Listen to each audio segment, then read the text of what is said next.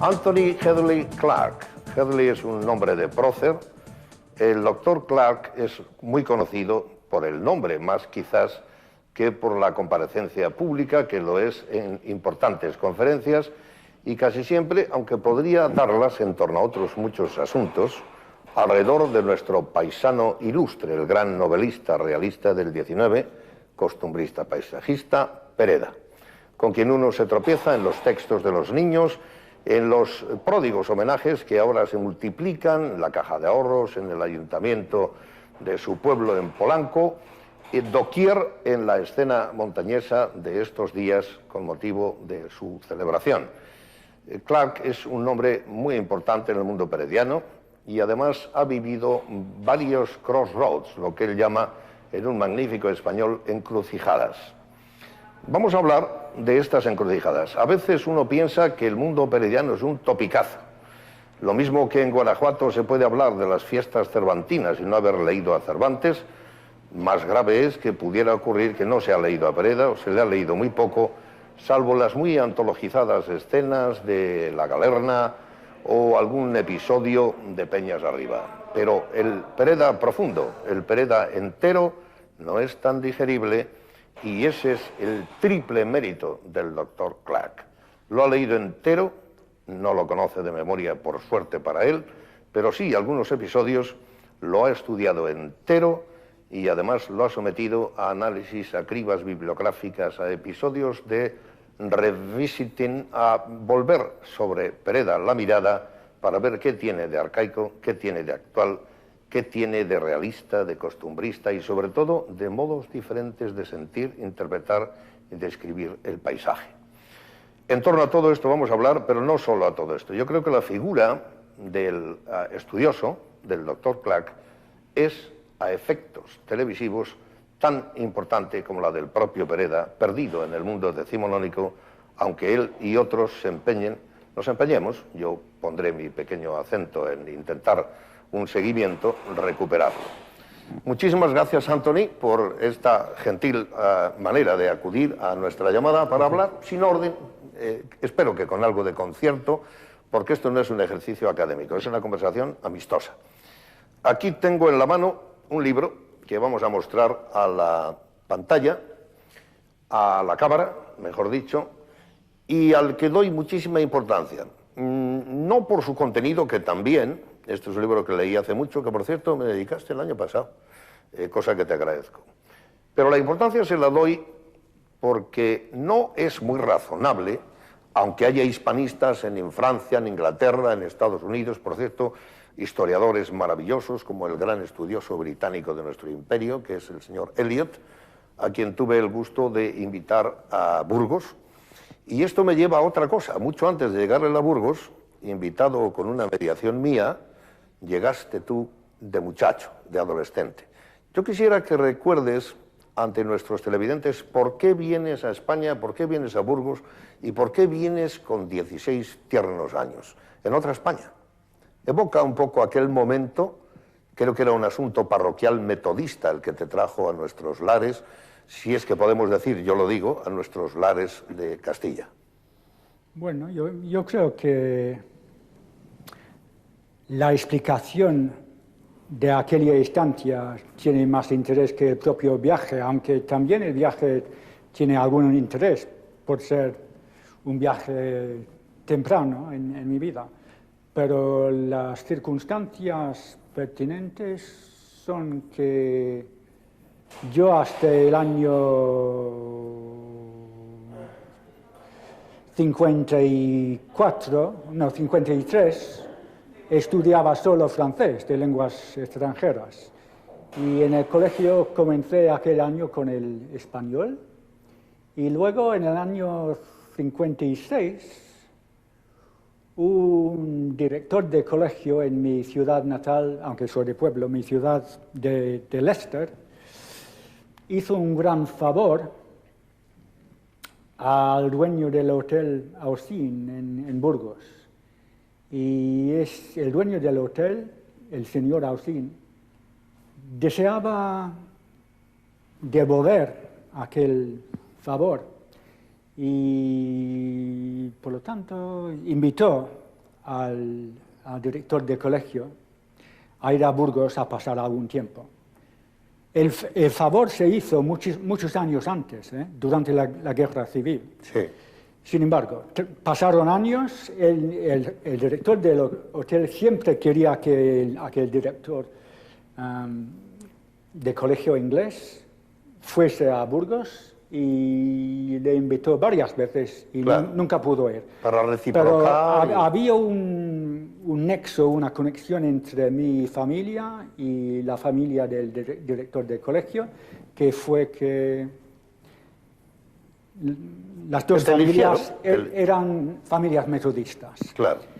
Y yo había nacido en el seno de una familia metodista y seguí siendo metodista hasta tener 18 años. Y bueno, como no pudo ir a Burgos, este director de colegio, fui yo en su lugar. Y es cierto. Y es decir, con 16 años llegué a Burgos, nunca había estado en España, tenía entonces 3 años de español en el colegio, pero pasar de los libros de gramática, de los textos, a la lengua viva era otro problema. Ya. Es lo que, por un lado, lo que se llama la pragmática, que es uno de los nombres nuevos que se da al estudio de la lengua. ¿Qué es España para ti, Anthony? Es una vida. Podría seguir un momentín con... ¿Cómo no? Voy a ir y volver. Con lo de Burgos. Puedes añadir lo que quieras. Porque tiene su interés, me parece. Fui 2 años seguidos a este hotel de Burgos. La primera vez, bueno, no sé cómo describir a Burgos entonces, pero comparado con el Burgos de hoy, se podía andar desde el centro de la ciudad al campo en menos de 10 minutos. Sí. Menos de 10 minutos. Y yo iba mucho por el campo, alquilaba una bici, me fui a sitios como Olmillos, Sasamón, muchos sitios, aquellos viejos pueblos, Vivar del Cid, esos sitios que me gustan mucho. San Pedro de Cardeña, por ahí. Y una vez que estaba paseando por las calles de Burgos, un buen día de verano, yo llevaba mis pantalones cortos, como todo chico inglés de mi tiempo, con 16 años, llevaba entonces pantalones cortos, y la policía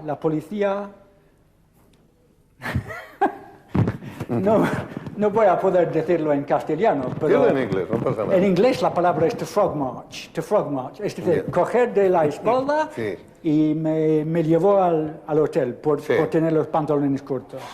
Y tuve que llevar pantalones largos desde entonces por la calle de Burgos. Vamos a volver a las anécdotas de Burgos, de los pueblos, de tu origen. Sí. Yo voy a ir añadiendo cosas. Tu padre fue un hombre con mucho mérito porque no pudo estudiar todo el tiempo. A los 14 años tuvo que salir del colegio para entregarse al trabajo, pero siguió estudiando, por tanto es un autodidacta. Creo que en Leicester, que está a 80 kilómetros aproximadamente al este de Birmingham, ese tremendo núcleo de la revolución industrial que moviliza el mundo y le da potencia a la Gran Bretaña en todo el siglo XIX, al Imperio inglés, es un escenario de mucho trabajo y me parece que en tu pueblo natal había muchas lanas, aunque eso se atribuye siempre el textil a Manchester. También en esa zona no es solo el brick, no solo son ladrillos y hierro y el Iron Gate, y césped, es también las lanas. Por tanto, tu padre era tintorero. Tú eres en el medio, me parece que de 2 hermanas. Es cierto, y trabajas con éxito como académico en Birmingham, muy cerca del lugar de nacimiento, pero eso no quiere decir que no seáis una familia muy viajera, no solo por tu viaje a Burgos, por tus repetidas estancias en España. Habías ido primero mucho a Francia, y aquí se produjo la decisión, creo que en la Grammar School, te quisieron tentar los de francés, como siempre hacen, para ganarte para la francofonía, pero ya el viaje, a pesar de que vieras muchos curas... Yo empecé en the Grammar School, estudiando francés, y luego 2 o 3 años después pasé al castellano, al español. Pero luego en la universidad, cuando yo estaba totalmente alucinado con el castellano y España, el director del departamento de francés en la Universidad de Birmingham quiso al final del primer año, quiso tentarte. que yo pasase a preferiste estudiar francés. el español para siempre en lugar del francés. Pues claro, sí. Pues ya vienen las tentaciones. ¿Tú consideras, no crees que sería una barbaridad decir que Pereda es tan bueno o mejor que Goncourt, Balzac y los realistas, Flaubert, los realistas franceses? ¿Mejor? ¿O tan bueno como? No, bueno. No es pertinente esa pregunta. No. Yo lo sé, yo hago tentaciones. Bueno, los hermanos Goncourt son, en verdad, precursores de algo mejor que viene después. Pero nunca llega al nivel de Flaubert. ¿Por qué? Antes me decías, yo creo que él sigue su camino. Es una cuestión de la mirada. La mirada. La mirada es una cosa muy francesa. Claro. Pereda en sus años de realista, y no siempre es realista, pero en sus años de realista tiene ese ojo de lince, tiene una memoria portentosa y le resulta muy fácil. Pero la mirada no es solo esto, no es solo esto. La mirada es lo que se saque, lo que se pueda sacar de la materia, lo que se hace con aquella materia en términos humanos. Y yo creo que Flaubert le sobrepasa, y con mucho, a Pereda en este sentido. Por mucho tiempo ha estado denigrado el realismo y, desde luego, no creo que sea precisamente una moda. El realismo tiene muchos problemas. Decía, yo lo suelo repetir, Georgia O'Keeffe creo que es la que dice que nada es menos realista que el realismo, porque esconde los trucos de la verosimilitud. Sí. Ese es el discurso que hace la entera la Academia, el montañés Pombo, el novelista nuestro, y realmente nada hay tan engañoso como el realismo, yo creo. Claro. ¿Tú lo sigues defendiendo? Lo que pasa es que el realismo, propiamente dicho, es imposible. Es imposible. Claro. Por ejemplo, para tomar un ejemplo moderno, más o menos, el Jarama, que cuando se publicó la gente hablaba de neorealismo. Sí. Y, sin embargo, aún el realismo que existe en el Jarama es mentiroso. Es mentiroso. Cualquier arte tiene que ser mentiroso por fuerza, ¿no? Claro, eso dice Vargas Llosa, que es la mentira que da la mejor verdad, y otros muchos. Ahora, yo me refería a que esa oposición que ha habido, pues da igual. Todos los movimientos de las viejas vanguardias, que ya son viejas, el surrealismo, los Fauve en pintura, las distorsiones, sea por la vía del color o por la vía de la estructura, que empieza con Cézanne, y todo eso se lleva a la literatura, de alguna manera es igual. Sin embargo, yo veía hace poco que Pombo, por seguir con él mismo, al hablar de Benet, a quien llama Don Juan, dice que no puede evitar que se asoma Pereda, lo cual al otro le ofende un poco. Pero vamos al propio 19. Si tenemos a Valera, él no hace casi nunca descripciones paisajísticas, hace descripciones psicológicas. Eso sí. Si tomamos a un escritor que es magnífico y nunca está de moda, y que era muy revolucionario y luego es tan católico y tan intransigente como pudo serlo Pereda, que es Alarcón, pues Alarcón acaba también en novelas de tesis. Y el propio realismo de unos y otros no tiene nada que ver. Uno es un realismo psicológico, que puede ser el de Valera, el otro es de tesis, como puede ser en un grado el de Galdós. Sí. Pero, ¿qué tiene que ver tú que has estudiado tan profundamente, y vamos a ir a ello, los paisajes, unos con otros? Ideológicamente nada. Y cuando hacen tesis, pues yo no sé si son malos todos, porque las tesis ya no están tan de moda. Con esto no defiendo el posmodernismo y que no haya que tener alguna tesis, pero eran tesis tan fuertes que ahí se ve mucho mérito en que pudieran ser amigos y un cierto demérito decimonónico en la exageración ideológica de que contra Gloria Pereda haga una novela, de que uno haga otra contra otro. ¿Por qué esa cargazón ideológica tan fuerte? Bueno, espíritu de la época. Bueno, yo diría que sí. ¿Cómo se llama? A ver, esta frase de Faulkner. El polen de las ideas. Sí. Ya la recogió la frase de Darío Villanueva, el polen de las ideas, el polen de las ideas. Bueno, yo creo que la novela de tesis en España tuvo una vida bastante corta. Pereda comienza con la novela de tesis el año 78 y la abandona solo 4 o 5 años más tarde, aunque siempre hay que reconocer que, como muchos novelistas de aquellos años, las novelas posteriores todavía tienen sus aspectos de novelas de tesis. Peñarriba podría verse como una novela de tesis, ¿no? Y sin embargo sabemos que tiene mucho más. Yo quería volver un poco voy a volver a muchas cosas, pero a Valera, porque has mencionado Valera y que no describe paisajes. Sin embargo... ¿Alguna vez? Sí. Los andaluces. Alguna vez, sí. Pero hay una cosa muy interesante para mí, es que Valera acaso conocía más de cerca la vida del pueblo que el propio Pereda.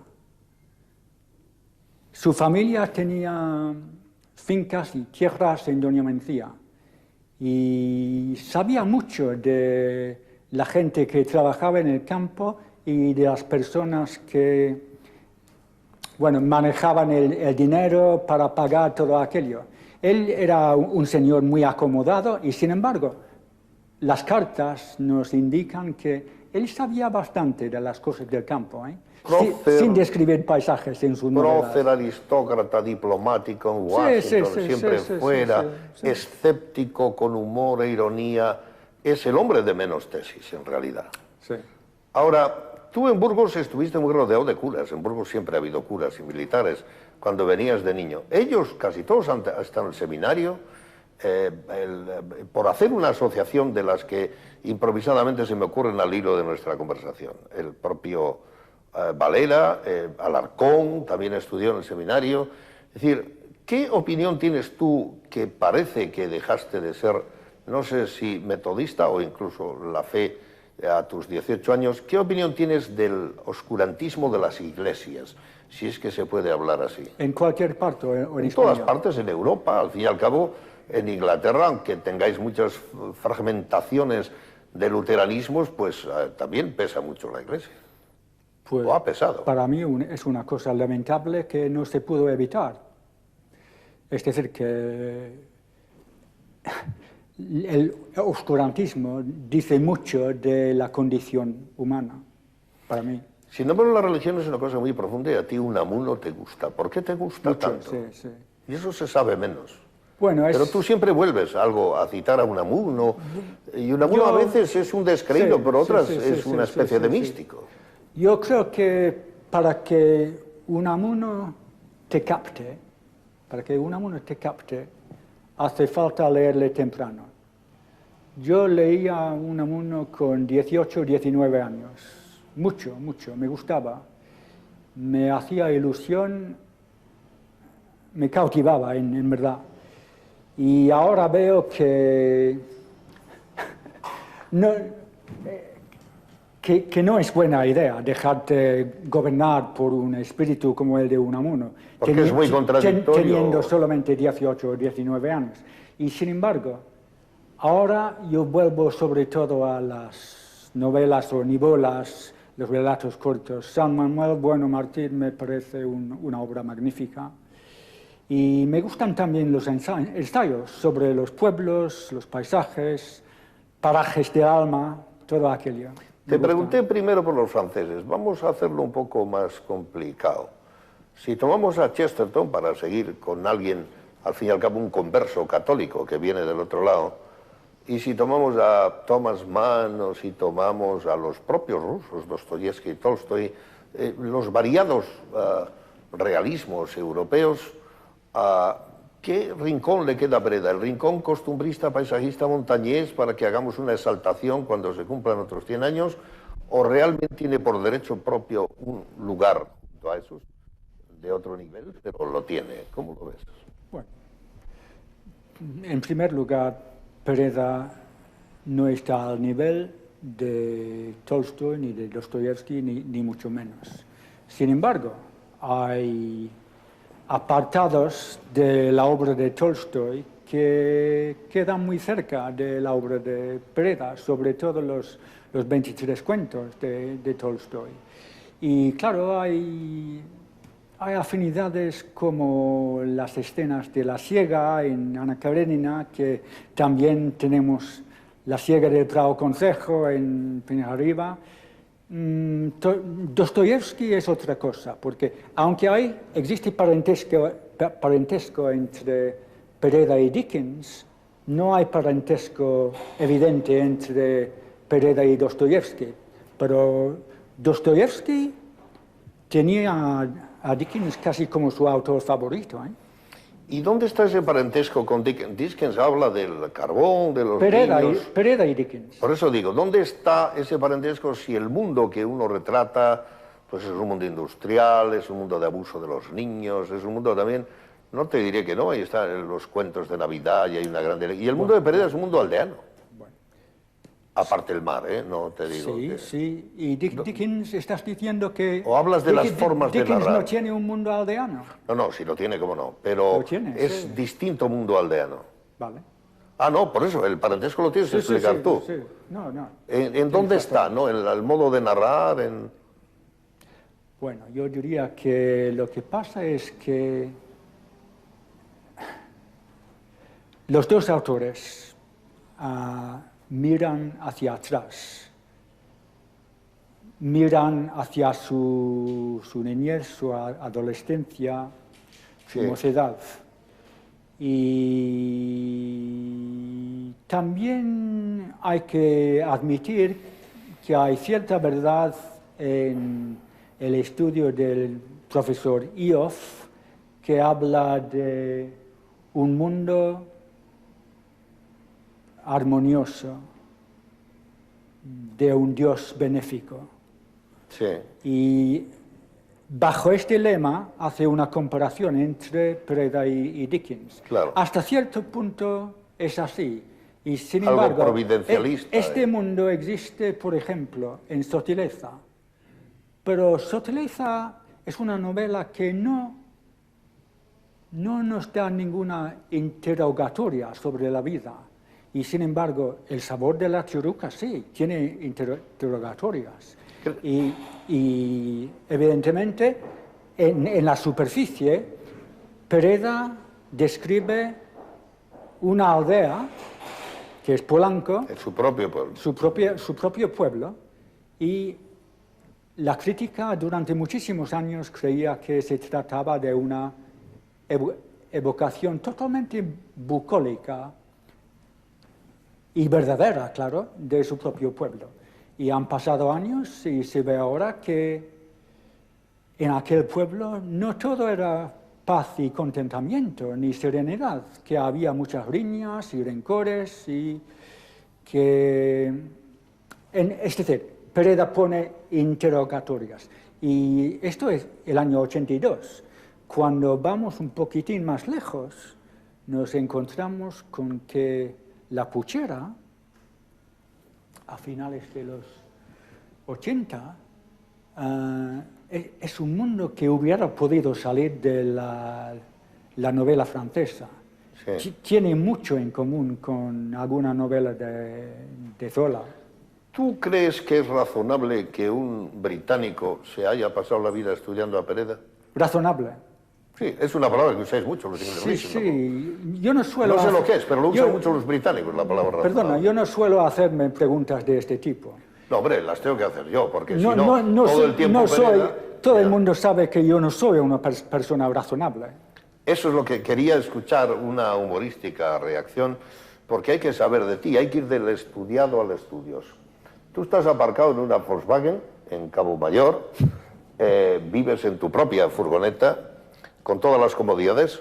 Entre Cabo Mayor y Polanco. Como no tienes una famosa negativa actitud ni un desprestigio por beber, ¿qué tienes allí? ¿Tienes también una bodega? ¿Tienes vino o tienes ginebra? Vamos a probar aquí, por otra vía, mira, lo de inglés y de amor a España. Ya te comenté, pero no se grababa entonces, ya te comenté que yo suelo levantarme sobre las 6:30 de la mañana hago mis cosas en la furgoneta, Sí. preparo las cosas para la biblioteca y bajo a la biblioteca a las 8:30 o a las 9:45. Pero sí, la furgoneta tiene bodega y yo siempre al volver de la biblioteca sobre las 3 me tomo una buena ¿Y ginebra tienes con tónica. el volante Siempre. a la izquierda o a la derecha? ¿Dónde tienes el volante? A la derecha. A la derecha. Sí. ¿Y qué es España para ti? Y sabemos lo que te debemos. En Cantabria, la literatura española, estás en ese mundo en el que está el doctor Montesinos, donde está González Herrán, donde está además bastante más antiguo que algunos que ahora también presumen mucho. Pero creo que es el año 63 cuando tú eres ya doctor y aquel gran, entrañable amigo mío, es una cosa que tenemos en común, pues yo le quería mucho, don Ignacio Aguilera, te encarga que entres en contacto con él y se produce este libro. Sí.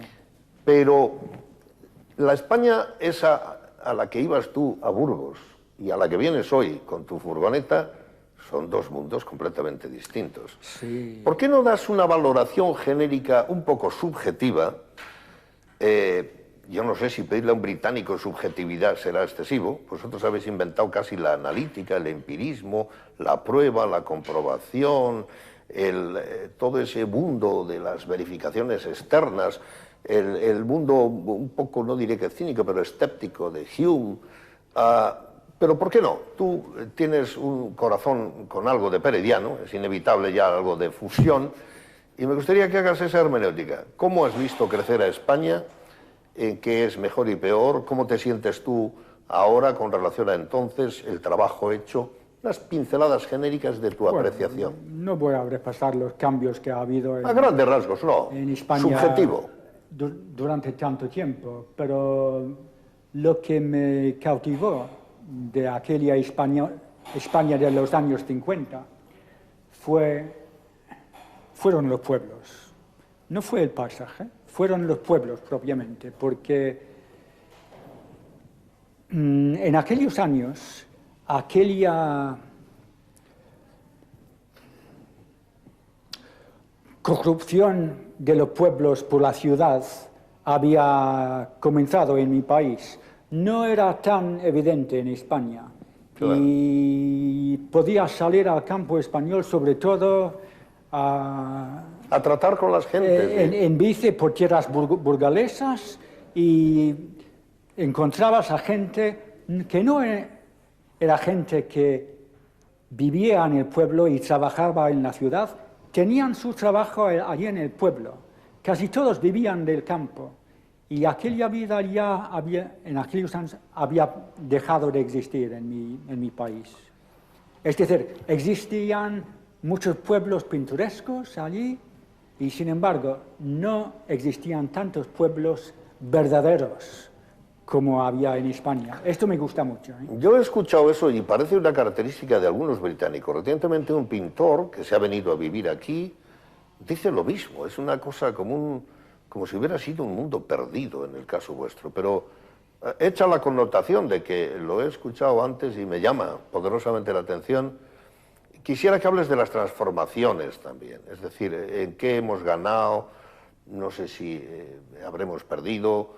¿Qué notas tú, que al fin y al cabo eres un extranjero, aunque muy afincado en nuestro pensamiento literario y en las visitas al país desde niño? ¿Qué notas? ¿Cómo percibes las transformaciones? Bueno, lo que noto ahora, sobre todo, es que muchas zonas verdes que yo conozco desde hace años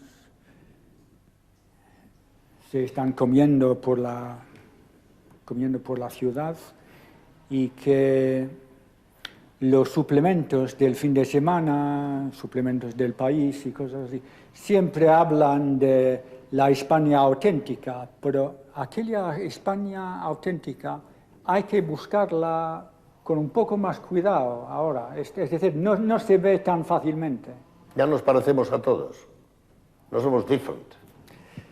No tanto, pero sí, yo creo que esto es una transformación que está pasando. Oye, y lo de la furgoneta, ¿vives ahí porque te da un gran sentido independiente y te mueves con ruedas a donde te da la gana?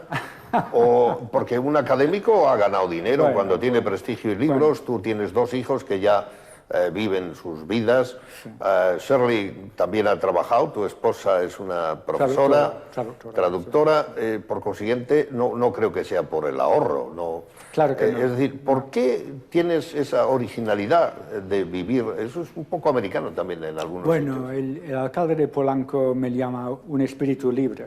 Sí. No soy un espíritu libre, soy un hombre muy conservador. Sí, Sin embargo, a mí me gustan mucho mis momentos privados.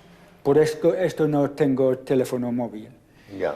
Y yo puedo estar en el camping, puedo trabajar, puedo leer y nadie me molesta. Si estuviera aquí en la ciudad Sí. todo el tiempo, no iba a disfrutar de tantas horas en privado. Me gusta, ¿eh? No es que yo sea una persona antisocial. Sí. Es que doy mucho valor a mis horas en privado. Otra cosa, profesor Clark. En rigor, ahora vienes más a Cantabria que nada. Esto es un modo de paradisíaco de algo. Aquí, a Pereda, recuerdas la tesis de que tiene una novela idílica, se decía. Otros creen que esto es un poco bucólico, la belleza de la Liébana, los prados de Trasmiera. ¿No? Tú cuando vienes aquí, en Inglaterra también, oye, lo muestran los cuadros de Constable, lo muestra la campiña, esos paisajes que para mí son demasiado perfectos, son como peinados. Estos son un poco más agrestes. Pero, ¿dónde encuentras aquí una diferencia? ¿Por qué tenemos derecho a ser tan felices como se dice? Este es un mundo muy original, muy especial, muy bello. Hombre, la felicidad puede buscarse y encontrarse mirando en un estanque. Ya. Todo es relativo. Yo creo que el paisaje inglés todavía invita, todavía puede ilusionar a la gente y, sin embargo, vamos quedando sin espacio, ¿eh? Sí. España es ancha, como se ha dicho tantas veces, y vosotros aquí tenéis todavía bastante espacio. Ojalá continúe así muchos años, ¿eh? Pero la diferencia, ¿qué es lo que a ti te gusta específicamente de Cantabria? Aparte, las correspondencias, que ya decimos que no existen, a pesar de su ojo que capta también la realidad entre el realista Pereda y lo que luego te encuentres al rodar por los pueblos. Pero ¿qué te gusta de aquí? ¿Te gusta algo del carácter? ¿Te gusta o estás aquí en virtud de una sana servidumbre a la que te obliga el mundo perediano que has estudiado? Hay algo de este último, claro, algo, pero no todo. Pero nunca he dicho que me guste Cantabria más que otras regiones. No, ni digo yo que lo hayas dicho, lo pregunto. Sí. ¿Te gusta menos? No. Me gusta mucho. Veo cosas malas, veo cosas buenas. Por ejemplo, estuve en la Copa Davis el pasado domingo. Sí. Lo pasé muy bien y, sin embargo, me quedé disgustado con una cosa que pasó. Había muchísimo ruido, esto lo puedo aceptar. Sí. Lo que no puedo aceptar es que estén jugando en la pista 2 naciones, Italia y España, sí. Y que luego la música que se toca en los intervalos entre set y etcétera, toda la música es o española, inglesa o americana. No ha habido nada de música italiana. Sí. Bueno, pero era un campeonato entre 2 naciones. Ya. Había italianos allí. Lo más cortés hubiera sido tocar un poco de música italiana. Quizá digas esto porque le dais mucha importancia en la zona natal tuya a los himnos. Los metodistas siempre están muy interesados en los himnos. Sí. Yo te puedo tranquilizar, donde están los italianos, de los cuales hay 13 millones en los Estados Unidos de América, se apropian, creo que de manera injusta, prácticamente todas las cosas españolas. Eso quiere decir que alguna descompensación teníamos que tener. ¿Es una venganza, entonces? No es una venganza. Yo no concibo tampoco la venganza, pero creo que tiene razón, hay que buscar una proporción en todas las cosas, ¿no? Pues vamos a buscarte la vuelta por otro lado. Hablábamos antes del realismo, a mí me gusta volver a eso. Hogarth. Hogarth, yo no sé si es realista, ese pintor inglés que deforma... Hogarth. Sí, no sé si es... El Hogarth de la Ginebra. Yo sabía que te iba a gustar algo de esto, pero Gutiérrez Solana, nosotros tenemos unas maneras crudas, Goyas, y vas más lejos, de ver un realismo que se convierte en fuerte expresionismo después. Pero también los ingleses. Bacon es un neorrealista muy complicado, que tenía un novio en Madrid, creo que había un problema con eso. Sí. Pero a lo que hizo Hogarth se llama realismo. No, yo te pregunto. No. He dicho una especie de expresionismo Pero o realismo fuerte, que deviene. Es fuerte, es crudo, ¿eh? Es muy duro, ¿eh? Duro, sí. Sí. Pero hay realismos que son muy duros, no tienen por qué ser dulces, entonces ya sería otra cosa, ¿no? Sí. Dickens en Filadelfia, o no sé cómo se llama ese pintor que pinta los boxeadores, Bellows en Inglaterra, se ven esas caras terribles cuando están... lo que me lleva a esto es una pregunta, ¿te gustan los mundos broncos, difíciles? El mundo de Quevedo, el de Goya, donde ocurren cosas, pues no sé, nosotros tenemos expresiones como el tenebrismo, tenemos expresiones como el tremendismo. No sé si me gustan en sí, me gustan para variar, como me gusta a veces la música astringente, a veces para variar. O sea, por esto pongo a Stravinsky alguna vez, pero no soy muy aficionado. ¿Prefieres los dulces mundos conservadores? Tampoco diría esto. Pero antes has dicho conservador y eso me ha llevado a pensar mucho. Una persona que pone la música de Schubert, sobre todo, no va a ser un conservador de este tipo. Es romántico. Puede Bueno. que Pereda tenga algo de romántico al principio, esa influencia que se decía de la Cecilia Bon de Faber, ¿verdad? Pero yo no lo veo, pero puede que lo tenga. Sí. Pero es por el contenido, sobre todo. No por la manera, no por el tratamiento. Y yo creo que tampoco es tan naturalista, aunque me decía tu colega González de Herrán que sí, aludiendo a la crudeza de Muergo cuando coge a Sotileza. Sí. Y ya hay aspectos. Sí, pero algunos no, capítulos de La Montalvez, que es una novela tardía. Es muy mala esa, ¿no? La Montalvez. Pregunto. Mala novela. No, yo te pregunto a ti, que eres el que sabe. Cuando él trata de Madrid... Yo la admiro, le tengo admiración por el hecho de haber escrito La Montalvez. No es una novela que vaya a gustar a la gente que siempre admira a Pereda por su paisajismo, por sus descripciones, por su postura conservadora. No. A esta gente no les iba a gustar, pero tiene cosas buenas. Volvamos a tú te has autodefinido un poco de pasada conservador, pero conservador significa tantas cosas y tan distintas. Ahora no es tan de moda, no sé por qué, tampoco tiene que ser necesariamente malo, todo lo contrario.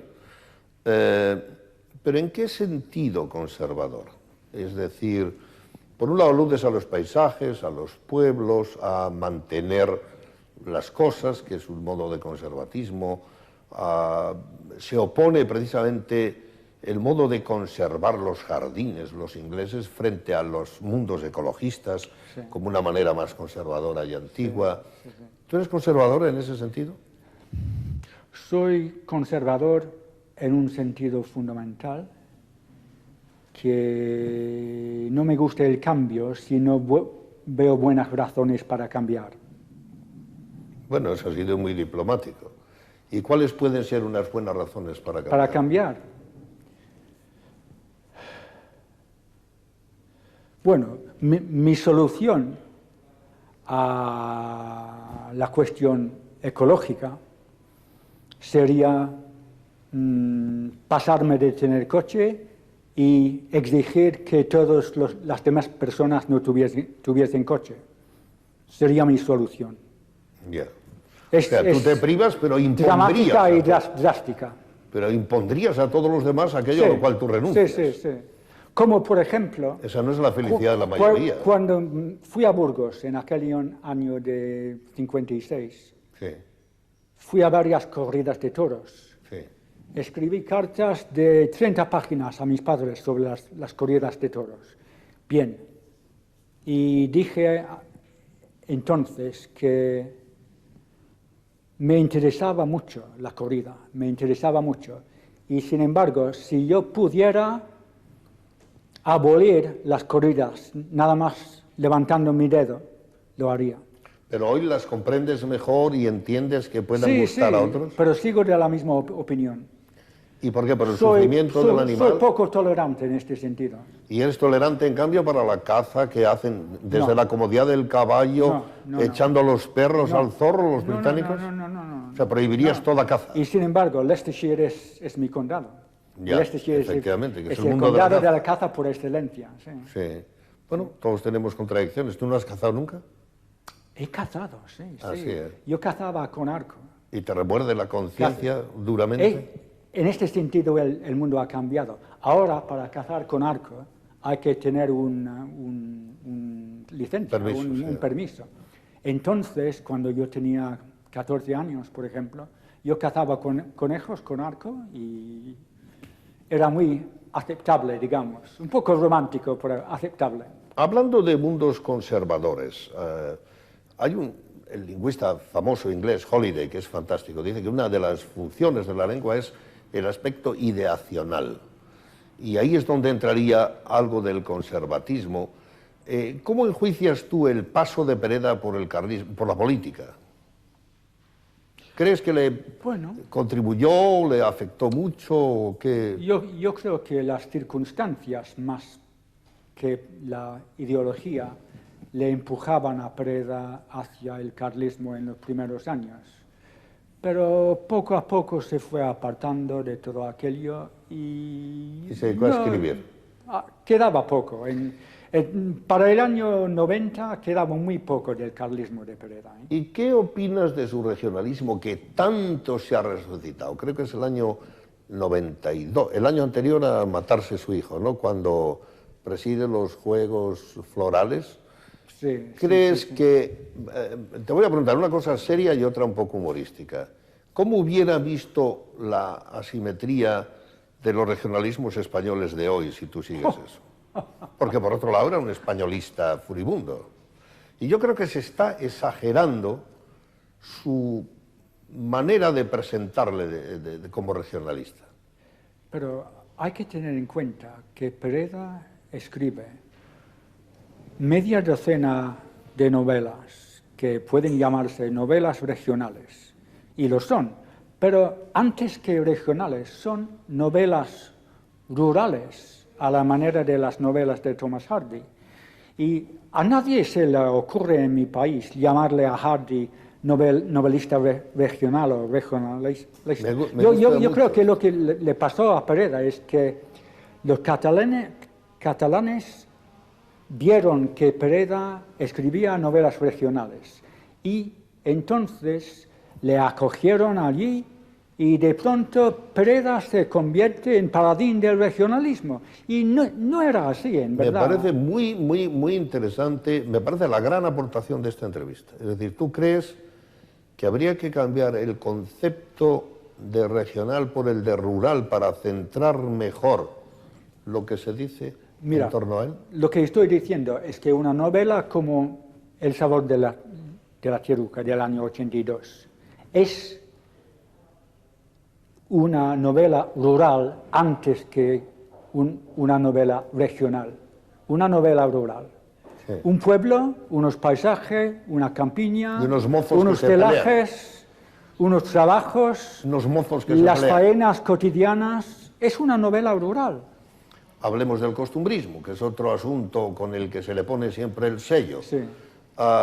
¿Qué puede quedar? Costumbrismo se ha dicho de Bretón, se ha dicho de Estébanez Calderón, se ha dicho algo del mundo incluso de Larra, se ha dicho de...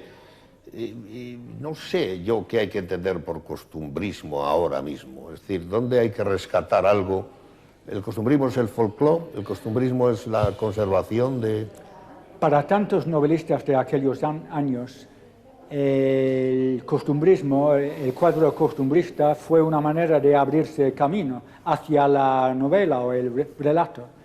Y así pasó con Pereda, pero yo creo que el costumbrismo perediano solo se da de veras en los primeros 20 o 25 años de su vida de escritor.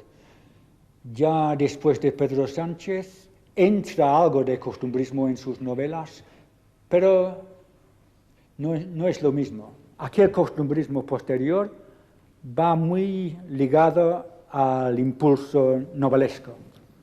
Es distinto. A juicio tuyo, ¿dónde es mejor? ¿Cuando trata la epopeya, la épica marina, o cuando trata sobre los campos? Porque tú estás volviendo a una gran novela, que es El sabor de la terruca, que yo hace muchísimo que no tengo que releer, pero leí a Pereda para un profesor del siglo XVIII en la facultad, pero muy completamente. Fue una especie de heroicidad. Y me gustó mucho esa concreta. Pero me gusta más Sortileza. ¿Dónde es mejor? ¿Cuando habla del mar o cuando habla del campo? Para ti. Bueno, sabe más del campo. Esto lo vive. Está sí. claro. Pero, sabe más del campo porque vive o vivía parte de su vida en el campo. Pero no es épico y ahí. Cuando hace entrar el mar en sus novelas, o los marineros, siempre lo hace de segunda mano. Es decir, había hecho unas preguntas a amigos y conocidos, o andando por el muelle, y recoge todo, apunta todo. Y esto no es conocimiento. Son unos datos que él luego maneja muy bien, pero no es lo mismo que... Mira, hay un ejemplo. En El sabor hay un momento en que Pereda describe a Juan Guirle, que es el alcalde de Cumbrales. Le describe en el momento en que está afilando un dalie. Sí. Son 20 líneas, me parece que es mucho, ¿eh? Sí. No puedes escribir sobre aquello sin conocerlo. Yo me pongo a hacerlo, un desastre. Aunque sé más que la mayoría de la gente, pero Claro. Pereda lo conocía y lo describe puntualmente. Está muy bien. ¿Qué te llevó a ti a interesarte específicamente por la figura de Pereda? ¿Qué motivación? Bueno, estamos hablando antes de Hardy. Sí. Y como ha habido tantas encrucijadas en mi vida, voy a contarte una encrucijada más. Y es que en mis últimos 2 años en el colegio, Grammar School, yo hacía inglés, francés, español. Sí. Me atraía de una manera tremenda la literatura inglesa, y sobre todo las novelas de Thomas Hardy. Y cuando pasé luego a estudiar el español y la literatura española, estudiar a Pereda entonces fue como un sustituto para las novelas de Hardy, en primer lugar. Ahora no, los veo como novelistas muy distintos. Tú eres una persona que no se ha pasado la vida, como puede sospechar erróneamente alguien, yendo con su furgoneta en las cortas distancias, que no lo son tanto, del Midlands. Has estado 3 años en Escocia, si no me equivoco, estuviste primero en Nueva Zelanda, otros 3, para acabar en el mundo perediano, lo cual tiene muchísima gracia.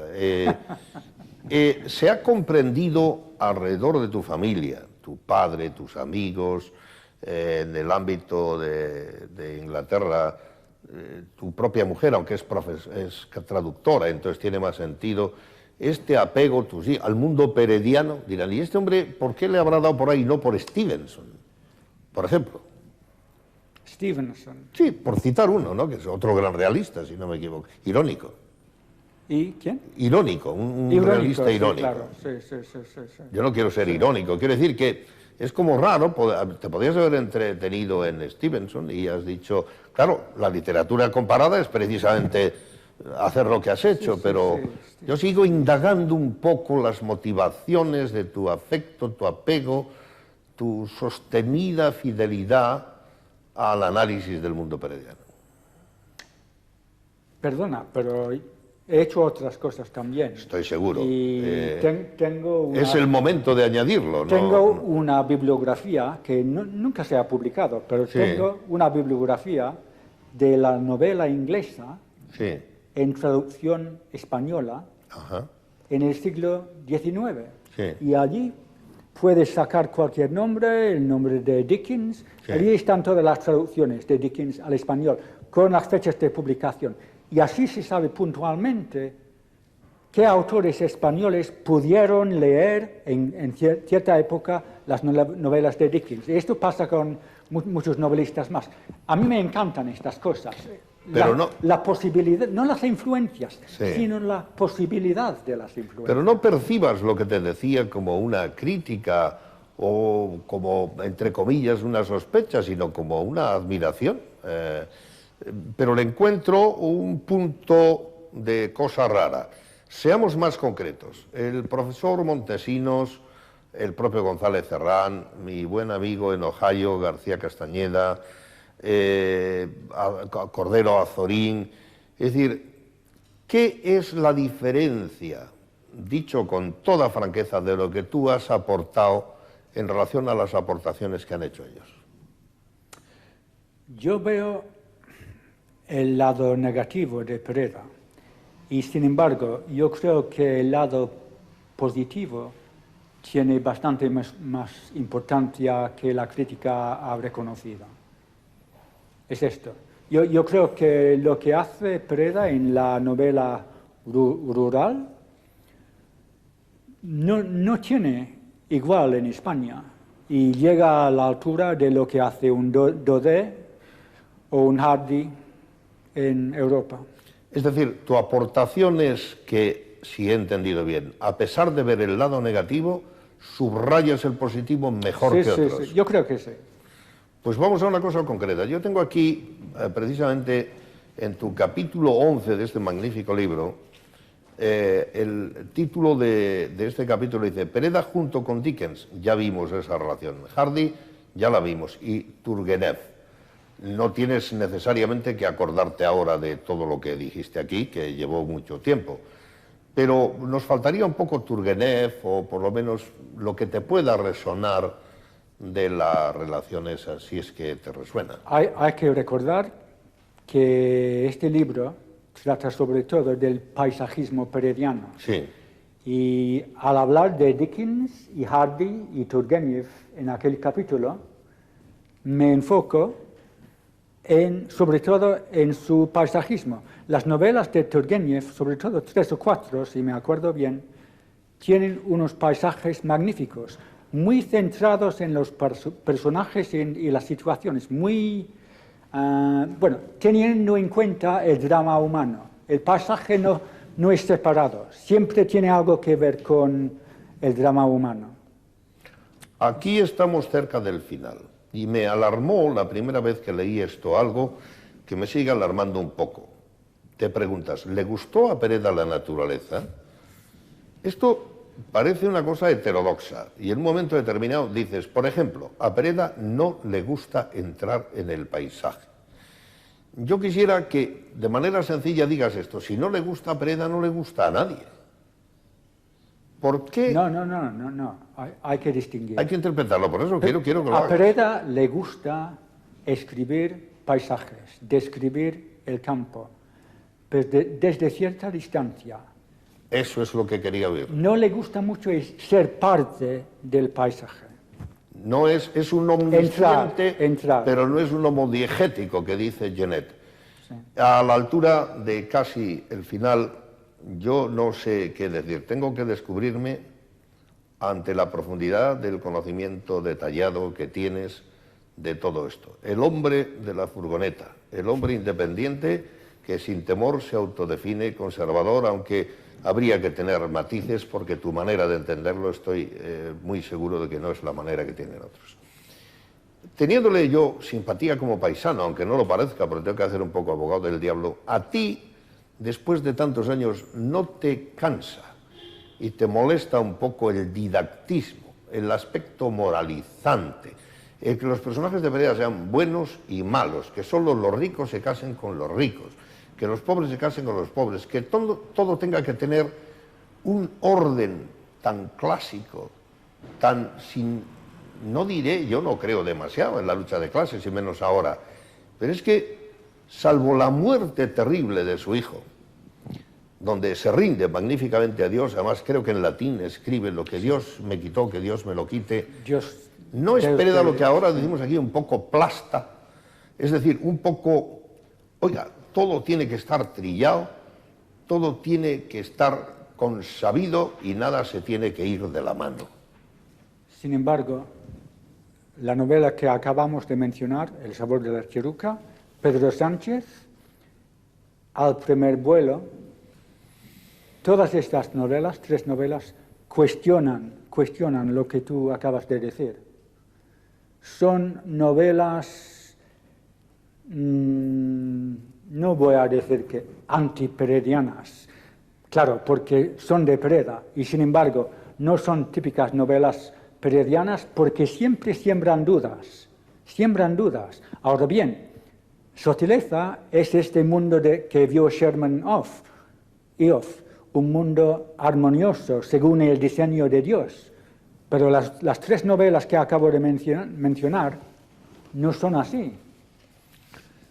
Esta es la palabra final. Podríamos haber hablado de política, hacer distinciones de Inglaterra con España o con Nueva Zelanda, porque tiene detrás de esa magnífica presencia mucho viaje, mucho camino, mucho recorrido de lecturas y experiencias. Y hay que decir que está rebatando las obras completas, que con Ediciones Tantín, que viene realizando un extraordinario trabajo en este campo, porque también se han ocupado en esta editorial de atender a los niños, hay una edición facsímil para El sabor de la chiruca, que deduzco que es una de las preferidas, como ustedes han podido, igual que yo, aunque estoy seguro que podría alargarse en las matizaciones. Así es el doctor Clark, sencillo, directo, un poquito circunspecto a veces, pero con la conversación se va ganando un pequeño clima de confianza, nunca demasiado, don't take it for granted, no lo tomen ustedes por asegurado, porque puede dar un cortés corte a la manera británica. Pero en general, amable, simpático, profesor, profundo, largo estudioso, que se permite magníficamente decir algo que es una aportación. Tal vez Pereda no era tan perediano. No seamos más papistas que el Papa y escuchemos al que sabe. Cuando baje, después, junto a la Ginebra, tiene el Viña Tondonia, y lo podemos decir porque no exagera. Decía otro gran británico: cuando perdemos la guerra, que era Churchill, tomamos algo para encajarla. Cuando la ganamos, lo tomamos para celebrarlo. Así hace a su manera Anthony Clark, profesor y amigo. Gracias. Muchas gracias.